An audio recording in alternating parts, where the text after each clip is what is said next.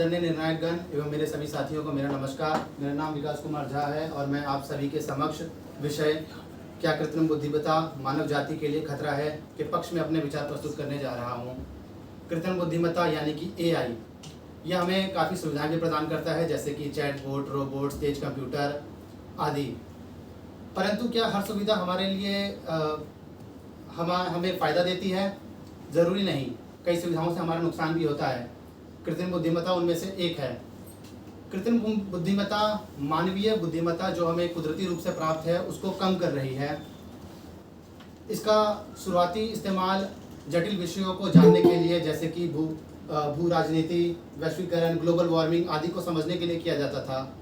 परंतु बीते वर्ष एक सर्वेक्षण के द्वारा पता चला कि पिछले वर्ष 45% से भी अधिक लोगों ने एक सरल से ईमेल का उत्तर देने के लिए भी कृत्रिम बुद्धिमत्ता चैट जीपीटी, जेमिनी जैसे जो एआई के द्वारा बनाए गए ऐप्स हैं का इस्तेमाल किया था।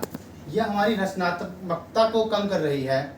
उसका उत्तर हम खुद भी दे सकते थे, परंतु हमने उसका इस्तेमाल किया। यदि वह आधी से ज़्यादा कविता को खुद लिख सकता था तो उसे पूर्ण भी कर सकता था, परंतु उसने उसका सहारा लिया। यह हमारी एआई के प्रति बढ़ती निर्भरता दर्शाती है। एआई डेटा पर कार्य करता है। इसको डेटा मिलता कहाँ से? हमारे द्वारा। हम क्या खाते हैं, कहाँ रहते हैं, कहाँ जाते हैं, क्या देखते हैं, यह सब ट्रैक किया जाता है और इसके आधार पर हमें विज्ञापन दिखाए जाते हैं। इसलिए यह भी कहा जाता है कि यदि कोई उत्पाद मुफ्त है तो आप स्वयं एक उत्पाद हैं। क्या हम सभी सिर्फ एक उत्पाद बनकर रहना चाहते हैं? आप स्वयं विचार कीजिए। रोजगार पर इसके असर की बात करें तो आज लाखों लोगों की रोजगार खतरे में है एआई की वजह से। जो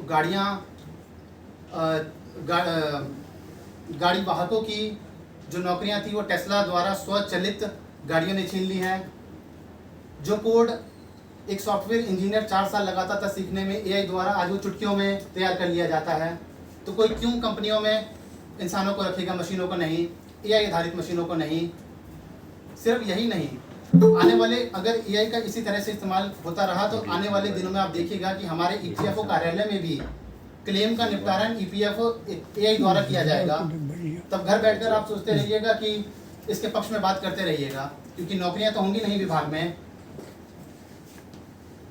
एआई से और भी खतरे हैं, जैसे कि हमारी वीडियोस, फोटोज, जो हमारी निजी फोटोज हैं उसके साथ छेड़छाड़ करना और उसको गलत तरीके से फैलाना।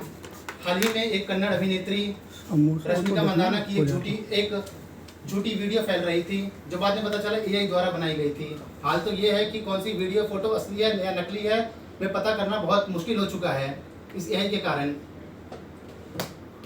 इसीलिए एलन मस्क ने इसे आज के युग में परमाणु बम से भी अधिक खतरनाक माना है। जाने माने फिलोसोफर, शोधकर्ता एरिक बॉसन ने अपनी एक शोध प्रस्तुत करी है पेपर अपोक्लिप्स के नाम से, जिसमें उन्होंने इसको दर्शाया है, इस तरीके से दर्शाया है एआई की भूमिका को, कि यदि एआई को यह कहा जाए कि आप अधिक से अधिक पेपर क्लिप्स का निर्माण कीजिए तो वह संसार में जितने भी संसाधन हैं, जैसे कि लौह, खनिज एवं जितने भी संसाधन हैं, यहाँ तक कि मनुष्य को भी वो एक संसाधन मानेगा और उसका इस्तेमाल करेगा पेपर क्लिप को बनाने में। यह दर्शाता है कि अनियंत्रित इस्तेमाल एआई का एवं बिना उसका उद्देश्य तय किए बिना अगर एआई का इस्तेमाल किया जाता है तो उससे संपूर्ण मानवता का नाश हो सकता है। अंत में मैं अपनी वाणी को विराम देना चाहता हूँ। ये अंदर यदि हम विकसित कर देते हैं तो वो हम कह सकते हैं कि उस मशीन के अंदर कृत्रिम बुद्धिमत्ता आ चुकी है, अर्थात वह मशीन अपना स्वयं से वह कार्य कर सकती है जो भी उसको हमने कार्य सिखाया है। तो क्या यह चीज़ जो मशीनों में हम जनित कर रहे हैं कृत्रिम बुद्धिमत्ता, यह हमारे लिए हानिकारक है या नहीं? तो यह हमारे लिए हानिकारक नहीं। हानिकारक जो भी इन्वेंशन होता है वह हानिकारक भी हो सकता है, नहीं भी होता है। कृत्रिम बुद्धिमत्ता, जिसे हम आर्टिफिशियल इंटेलिजेंस या एआई के नाम से भी जानते हैं, यह आधुनिक युग में प्रयोग किए जाने वाला एक ऐसा तकनीकी साधन है जिसने कंप्यूटरों और मशीनों को बहुत ही ज़्यादा सक्षम बना दिया है कि वे सोचने समझने और निर्णय लेने की मानव क्षमताओं को पूरी तरह से अपने काबू में कर रहा है। कृत्रिम बुद्धिमत्ता वह इस प्रकार की है कि जो एक मनुष्य की तरह सोचने समझने और निर्णय लेने की क्षमता रखता है। हालांकि वो मनुष्य नहीं है, लेकिन वो मनुष्य की तरह काम करता है। अब मैं थोड़ा इसके इतिहास के बारे में चर्चा करना चाहूँगा कि जैसा कि इन्होंने बताया कि जो जॉन मैकार्थे थे, इसके जो वर्ल्ड फादर माने जाते हैं आर्टिफिशियल इंटेलिजेंस के, लेकिन जो भारत में इसके जो जनक माने जाते हैं वो प्रोफेसर राज रेड्डी माने जाते हैं, जिन्होंने कि कृत्रिम बुद्धिमत्ता के क्षेत्र में बहुत बड़ा योगदान दिया है। उन्होंने रोबोटिक्स के क्षेत्र में और जो हमारी जो स्पीच रिकॉग्निशन वाक समन्वय क्षमता, जो स्पीच रिकॉग्निशन टेक्नोलॉजी में अपना बहुत योगदान दिया है। इसके लिए इनको वर्ष 1994 में ट्यूरिंग अवार्ड से भी नवाजा गया था। ट्यूरिंग अवार्ड को एक तरह से मतलब कंप्यूटर साइंस के क्षेत्र में नोबेल पुरस्कार की तरह माना जाता है, ट्यूरिंग पुरस्कार को। इसके बाद जैसे कि जॉन मैकार्थे को वर्ल्ड एआई उसका जनक क्यों कहा जाता है, क्योंकि इन्होंने ही सबसे पहले जो है कृत्रिम बुद्धिमत्ता नामक शब्द का जो एक सम्मेलन में सबसे पहले इन्होंने उद्भावना की थी उसकी। अब मैं इसके जो प्रमुख प्रकार हैं उसकी तरफ जाना चाहूँगा। तो सबसे पहले जो 3 प्रकार के मैंने इनको डिवाइड किया है। तो सबसे पहले जो मतलब जो संगणक कृत्रिम बुद्धिमत्ता है, तो इसमें जो है नॉर्मल हम जो गूगल पर सर्च करते हैं या फिर चैटबॉट, जो कि मानव के द्वारा बातचीत की गई जो मैसेज का जो जवाब देता है, उसमें इसका उपयोग है। नंबर 2 जो आज के युग में बहुत प्रचलित है, जनरल आर्टिफिशियल इंटेलिजेंस, सामान्य कृत्रिम बुद्धिमत्ता, जो कि इंसान की तरह सोचने समझने और उसका समाधान करने में प्रयोग किया जाता है। नंबर 3 इसका जो भविष्य में आने वाली अवस्था है वो सुपर कृत्रिम बुद्धिमत्ता हो सकती है, जो कि मानव के दिमाग से भी परे, मानव से भी बहुत अधिक ऊंचाई तक सोच सकती है। यह इसकी भविष्य में आने वाली अवस्था हो सकती है। अब मैं इसके जो एलिमेंट, इसके तत्वों के बारे में बात करूंगा कि इसमें कौन कौन सी चीजें लिप्त हैं या विद्यमान हैं। तो सबसे पहले मैं इसकी सबसे पहला पार्ट जो मशीनी लर्निंग, यह कृत्रिम बुद्धिमत्ता की वह शाखा है जो कि मतलब मशीन को स्वयं समझने और उसे इंटेलिजेंस प्रदान करने में सहायता प्रदान करती है। जैसे कि हम देखें तो ईमेल क्लाइंट का जो स्पैम फिल्टरिंग सिस्टम है वो भी एक तरह से मशीनी लर्निंग का ही एक भाग है। नंबर 2 अगर मैं बात करूं तो इसमें जो है डीप लर्निंग एक न्यूरॉन टेक्नोलॉजी से प्रेरित है, जिसमें कि बहुत सारी लेयर होती हैं और यह उनको लेयर्स को क्रमिक प्रतिनिधित्व करके लर्न करता है और उसको हमें मतलब उसका परिणाम हमें सुझाता है, जिससे कि हम आगे उसको प्रोसेस करते हैं। इसका एक सबसे अच्छा उदाहरण जैसे फेस रिकॉग्निशन टेक्नोलॉजी है। जैसे कि अपने ईपीएफओ में भी जीवन प्रमाण पत्र उसको वो करने के लिए जो फेट टेक्नोलॉजी का इस्तेमाल किया जाता है, उसमें भी इसका काफ़ी उपयोग है। और जो हमारे जो रोज़मर्रा के जो हमारे स्मार्टफोन्स हैं उसमें जैसे हम फेस अनलॉक टेक्नोलॉजी करते हैं तो उसमें भी इसका इस्तेमाल है। अब मैं इसका जो इसके जो उपयोग जैसे कि मतलब चिकित्सा के क्षेत्र में रोगों का निदान करने में, दवाई की खोज और भी अन्य क्षेत्र, रोबोटिक सर्जरी में।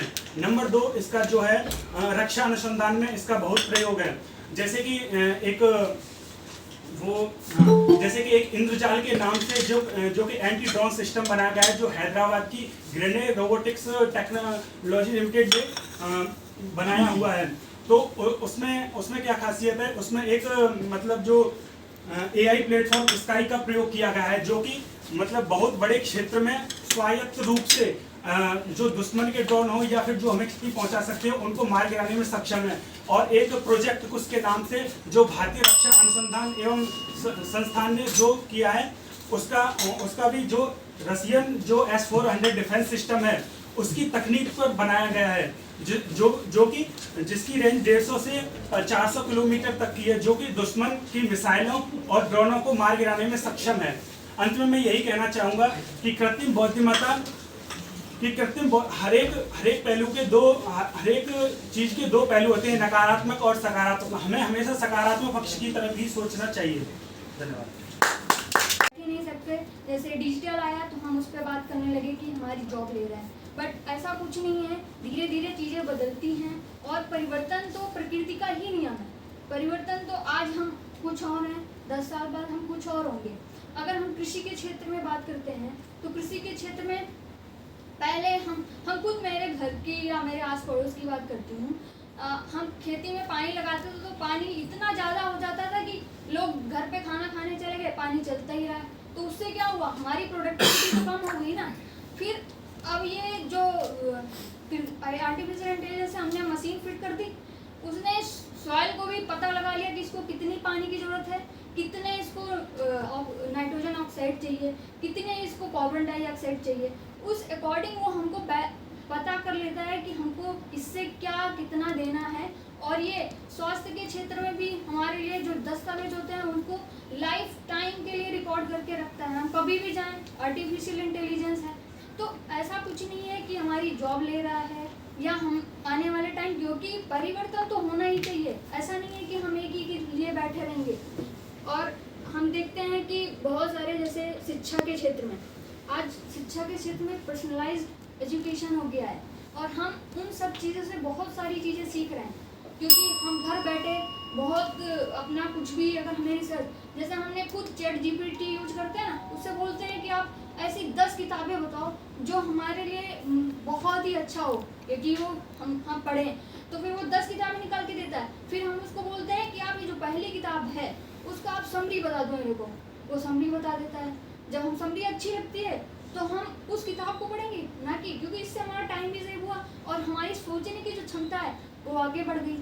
तो इसलिए एआई बहुत ही अच्छा है और हम इनकी पूरी बातों को खारिज भी नहीं करते हैं ऐसा, लेकिन कहीं ना कहीं इसके पक्ष ये मतलब हमारे आने वाले टाइम में हमारे लिए बहुत ही अच्छा वर्क करेगा। और ये जो मैंने पहले भी बोला और मैं लास्ट में भी बोलूँगी कि परिवर्तन ही प्रकृति का नियम है।